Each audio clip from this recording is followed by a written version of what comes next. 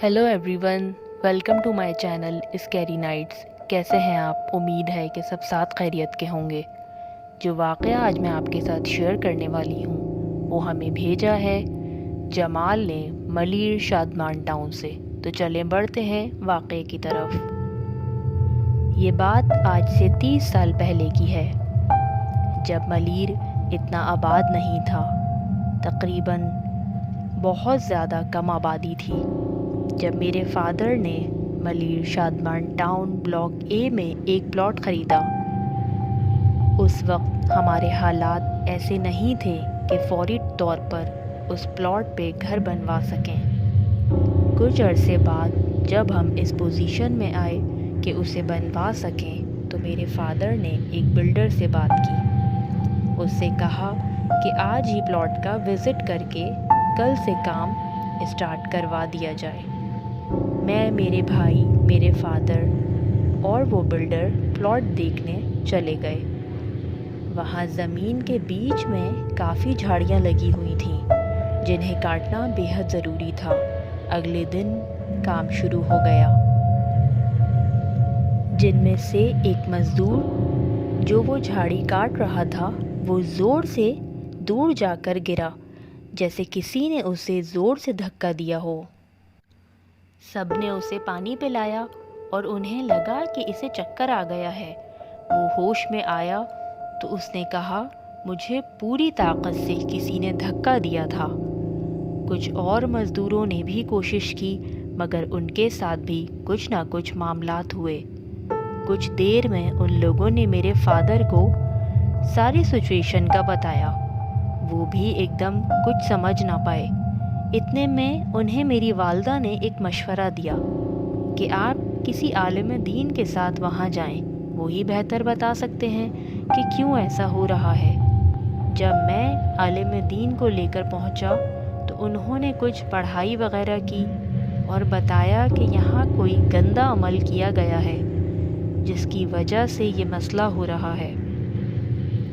उसके बाद वहाँ से वो झाड़ियाँ काटी गईं और उसके अंदर से कई ऐसी चीज़ें निकलीं जिसे देखकर सब हैरान हो गए, जिसमें काफ़ी सारी हड्डियाँ, खून और कुछ ताबीज़ात निकले। उसके बाद वहाँ का काम स्टार्ट हो गया। तकरीबन 6 मन तक हमारा घर तैयार हो गया और हम वहाँ शिफ्ट हो गए। उसके कुछ अरसे बाद हमारे कारोबार में लॉस होना शुरू हो गया। वो शॉप्स जो बहुत ज़्यादा चलती थीं, वो बहुत नुकसान में जा रही थीं। मजबूरन हमें वो दोनों दुकानें बंद करनी पड़ी। घर में से अक्सर पैसे गायब हो जाते। मेरी वालिदा का गोल्ड जो अलमारी में लॉक रहता, वो लॉकर से अचानक गायब हो गया। यहाँ तक कि घर के सभी लोग अब इस मसले से तंग आ चुके थे।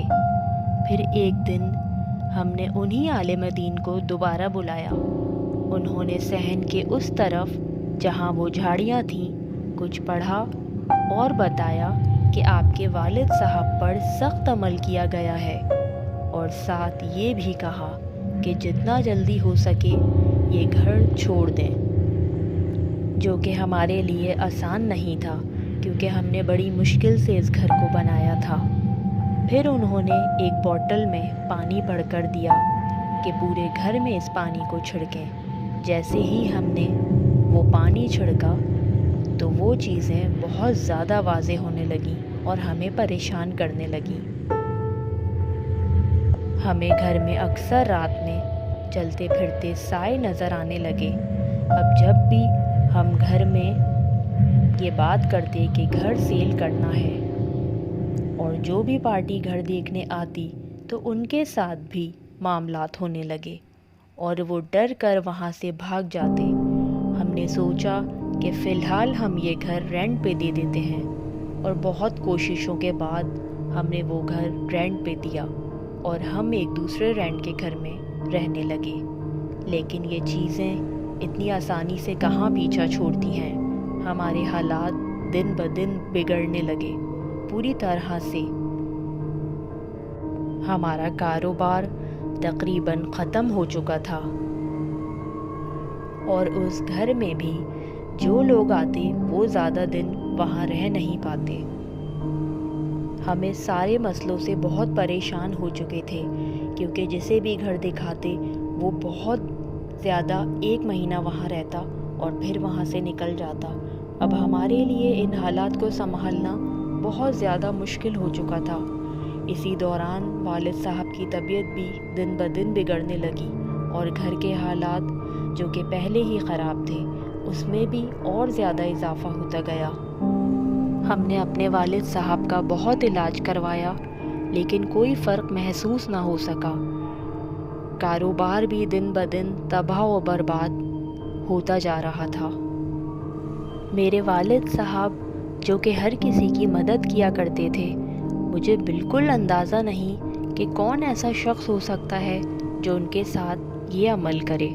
مجھے بہت افسوس ہوتا ہے ان لوگوں پر جو جلن حسد میں کسی کی بھی زندگی کے ساتھ کھیل جاتے ہیں۔ وہ ایک پل کے لیے بھی نہیں سوچتے کہ میں ایک ہنستا بستا گھر اجاڑ رہا ہوں۔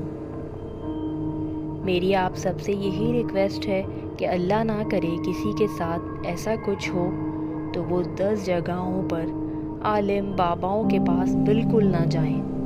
وقت اور پیسے کو ہرگز ضائع نہ کریں، کیونکہ ایسے وقت میں جو مشکل ترین وقت ہم گزار رہے ہیں، ہم ہر جگہ گئے کیونکہ ہمیں اپنے والد کی زندگی سب سے زیادہ عزیز ہے۔ ہم یہ نہیں چاہتے تھے کہ ہم انہیں کھو دیں، تو ہم ہر جگہ گئے، جس نے جو بتایا وہ ہم کرتے گئے۔ ان سب چیزوں سے ہم اتنا تھک چکے تھے کہ ہم نے ہر چیز کو ایک طرف کر دیا۔ کوئی اپنی نوکریوں پہ، کسی بھی چیز پہ دھیان نہیں دے پا رہا تھا۔ میری والدہ صبح شام قرآن پاک کی تلاوت کیا کرتی، اور صبح شام سورہ بقرہ ہم اپنے گھر میں لگاتے۔ اس سے ہمارے گھر میں کافی بہتری آئی۔ میں آپ سب سے بھی یہی کہوں گا کہ جو کوئی بھی مسائل ہیں ان کا حل اللہ کے کلام میں ہے، بے شک اسی میں شفا ہے۔ آپ سب سننے والوں سے یہ گزارش کرتا ہوں کہ میرے والد کے لیے اور میری تمام فیملی کے لیے آپ سب بھی دعا کیجیے گا۔ میرا واقعہ شیئر کرنے کا بہت بہت شکریہ۔ فی امان اللہ۔